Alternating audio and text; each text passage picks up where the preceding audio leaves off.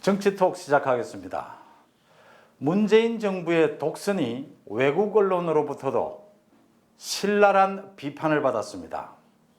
영국의 권위지죠, 이코노미스트지요, 지난 22일 이런 보도를 했습니다. 문재인 정부는 남에 대한 비판은 잘하면서 남의 비판은 못 참는다. 이코노미스트지의 기사를 자세하게 오늘 좀 소개를 할까 합니다.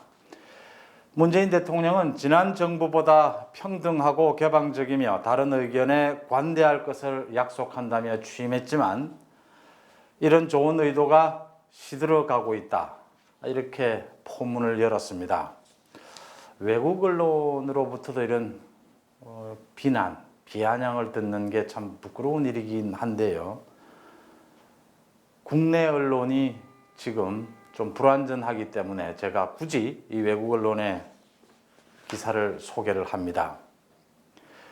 이코노미스트지의 보도입니다. 정부에 반대 의견을 낸 사람들에 대해 무관심이나 건설적 토론을 하기보다는 소송으로 대응하고 있다. 국회에도 문제가 있다. 더불어민주당 의원들은 정부가 언론사에 가짜뉴스 시정명령 권한을 부여하는 법을 발의했다. 또 5.18 광주민주화운동도 포함되는 거겠죠. 1980년대 민주화운동에 대한 역사 왜곡을 처벌하기 위한 법안도 준비하고 있다. 최근 조국을 비롯해서 문재인 정부의 주요 인사들이 언론개혁을 많이 입에 올리고 있습니다. 그런데 문재인 정부의 언론개혁이 검찰개혁과 마찬가지로 변질되고 있습니다.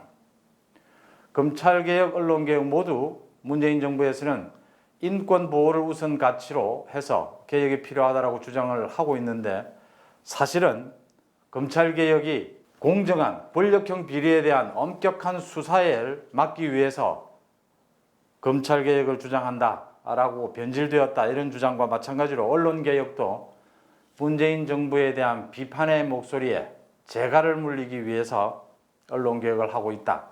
가짜 뉴스를 폭넓게 인정하게 되면 현 정부에 대한 비판의 목소리를 낼 수 없게 됩니다. 사실은 이런 사실이 없더라도요, 현재 언론, 현재 신문과 방송에서 문재인 정부의 비판적인 목소리를 내는 언론은 찾아보기 힘듭니다. 일부 신문 몇 개를 제외하고는요. 이게 이렇게 된 데는요, 현재 신문과 방송의 경영 사정이 굉장히 좋지를 않습니다. 그러다 보니까 정부와 자치단체의 예산에 의존하는 경향이 매우 심해졌습니다. 거기에다가 문재인 정부의 언론 장악이 강력하기 때문인데요. 그런 부분들을 우리가 감안을 충분히 하면서 이 기사를 봐야 된다. 또 이코노미스트지의 이 기사는 문바들의 횡포에 대해서는 말을 하지 않고 있습니다. 사실은 문바들의 횡포, 언론이나 현 정부에 대한 비판적인 여야를 가리지 않고요, 정치인들이나에 대한 무차별적인 문자 폭탄, 심각한 수준에 이르습니다. 이코노미스트지의 보도입니다. 진보 운동가들은 말하기를 군사 독재에 맞섰다는 정치적 민주화 정체성을 내세워 문재인 정부가 상대측의 표현의 자유에는 굉장히 등한시하고 인색하다, 이렇게 지적을 했습니다. 독선적인 태도로 상대에 대한 상대의 비난은 악으로 규정해서 또 이렇게 하는 것이 집권 연장 프로젝트의 일환으로 추진을 하고 있는 겁니다. 또 보도는 또 최근 한국 정치와 언론이 전례 없는 양극화를 면하지 못하고 있다고 지적을 했습니다. 이코노미스트는 마지막에 문재인 정부의 독선을 신랄하게 비꼽니다. 다른 사람도 아니고요, 조선시대 세종대왕의 말을 들었습니다. 사실은 문재인 대통령의 롤 모델, 문재인 대통령이 세종대왕을 가장 닮고 싶어 한다고 하죠. 여러 차례 그런 이야기가 나온 적도 있는데, 이코노미스트지가 인용한 세종대왕의 말은 이겁니다. 나는 고결하지도 통치에 능숙하지도 않소. 하늘의 뜻을 어긋날 때도 있을 것이요. 그러니 내 결점을 열심히 찾아보고 내가 그 질책에 답하게 하시오. 세종대왕의 열린 언론관, 조선시대는 사실 상소, 언론이 열려 있었던 사회였죠. 오히려 더 언론이 심해서 그게 정적을 죽이는 갖가지 정쟁에 이용되기도 했을 정도인데요. 이코노미스트지가 세종대왕의 말을 들어서 문재인 정부를 비아냥거린 셈입니다. 세종대왕은요, 잘 아시다시피 한글을 창제하면서 물론 억압적인 방법을 전혀 사용하지 않았던 건 아니지만 집현전을 중심으로 또 전국의 많은 선비들의 반발, 거센 반발을 거친 토론도 불사하면서 토론을 이어갑니다. 그 최만리나 이런 사람들의 거의 어떻게 왕에게 신하가 저런 상소를 올렸을까 할 정도의 거친 말에도 일일이 반박하면서 한글의 필요성을 설득합니다. 참 그런 점에서 훌륭하다. 우리가 이렇게 입을 모으고 있는 부분인데요. 문재인 대통령이 세종대왕을 롤 모델로 삼는 것은 문제가 없습니다. 나쁘지 않고요. 문제는 세종대왕이 정치를 하는 기본적인 자세부터 배워야 할 겁니다. 외국 언론마저 그 부분을 지적하고 있습니다. 다음, 이재명 경기지사의 지지율이 하늘이 모른 줄 치솟고 있습니다. 이 대목에서 자유우파, 보수는 도대체 이재명을 어떻게 봐야 하느냐, 이 부분이 논란이 되고 있습니다. 왜냐하면요, 이재명의 지지율 상당 부분이 보수층, 통합당 측의 지지율이 쏠렸기 때문입니다. 한 여론조사 오늘 발표가 됐는데요. 대선 후보 적합도 여론조사입니다. 한국 리서치 조사입니다. 지난 20일에서 22일까지요. 1,001명을 대상으로 했다고 합니다. 이재명 지사가 24%, 이낙연 의원이 22%, 이재명 지사가 여야 통틀어서 대선 후보 적합도에서 1위입니다. 중요한 건요, 민주당 지지층만 놓고 봤을 때는 이재명 지사가 31%로 이낙연 지사가 47%, 턱없이 모자랐는데 통합당 지지층을 조사를 놓고 보니까요, 이 지사가 13%로 가장 앞섰습니다. 물론 윤석열 검찰총장이 대검에서 윤 검찰총장은 지지율 조사에서 빼달라고 해서 윤석열 총장이 빠졌기 때문에 이런 결과가 나온 겁니다. 아니라면 지난번 여론조사처럼 윤석열 총장이 아마 야권에서는 1위를 했겠죠. 그 이후에 야권에서는 홍준표, 안철수 대표가 이어졌는데 큰 의미는 없는 수치고요. 중요한 건 윤석열 총장이 빠졌다 하더라도 통합당 지지층의 많은 부분이 이재명 지지로 옮겨갔다. 이 대목은 굉장히 주시해야 될 대목입니다. 소위 역선택 이야기도 있을 수 있고요. 하지만 이재명이 상당히 지지를 받고 있다. 보수층으로부터. 또 역으로 문재인 정부의 환멸을 느낀 진보든 중도층이 이재명으로 쏠리고 있다. 이렇게 보셔도 된다. 이런 점입니다. 이재명 경기지사가 마침 오늘 중앙일보와의 인터뷰에서 아주 상세하게 자신의 정책과 정치에 대한 소견을 밝혔습니다. 주목할 부분이 문재인 정부와 완전히 대립각을 세웠다는 겁니다. 먼저 부동산 수도권 공급 정책에 대해서요. 이렇게 하면, 이렇게 분양을 늘리면 또 투기 광풍이 일어날 수밖에 없다. 자신의 오랜 지론이죠. 기본주택 개념요. 장기 공공임대주택 공급을 대폭 늘려야 한다. 이렇게 지적을 했고요. 통합당의 김종인 비대위 체제에 대해서도 극보수와 관계를 끊기만 한다면 잘하고 있다고 본다. 야당인 통합당이 잘해야 한다. 민주당이 재집권하는 것이, 정권을 재창출하는 것이 바람이긴 하지만 일당 독재는 안 된다. 일당 독재를 막고 견제와 균형의 정치 원리, 국정 원리를 되찾기 위해서 야당이 선전해야 한다. 이런 지적도 했습니다.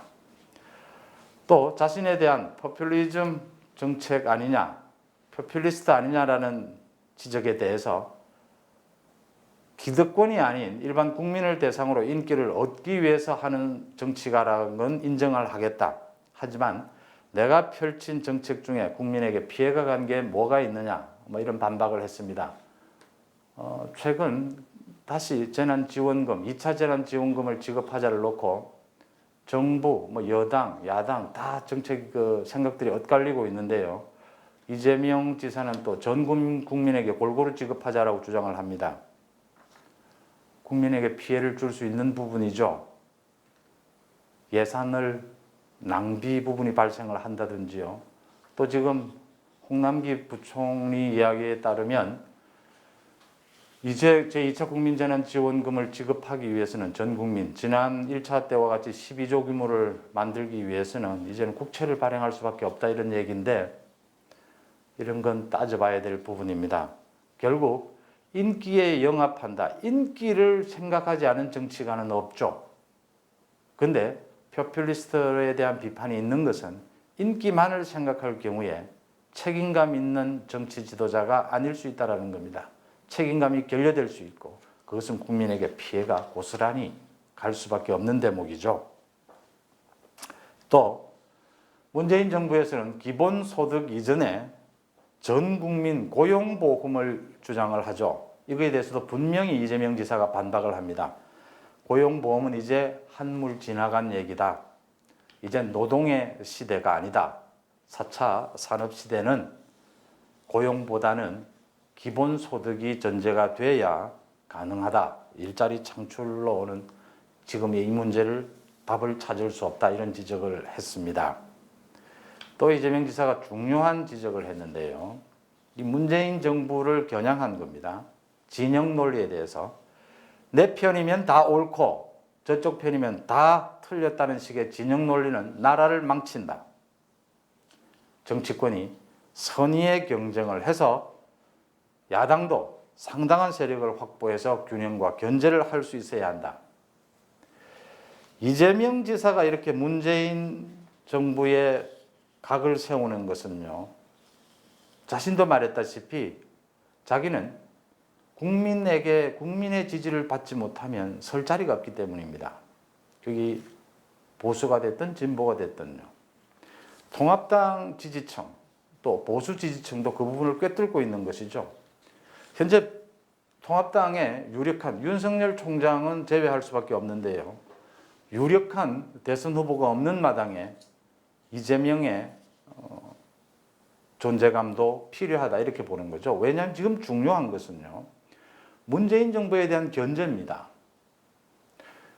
다 차기 대선은 문재인 정부의 실정에 얼마나 맞섰느냐라는 전과로 평가될 겁니다.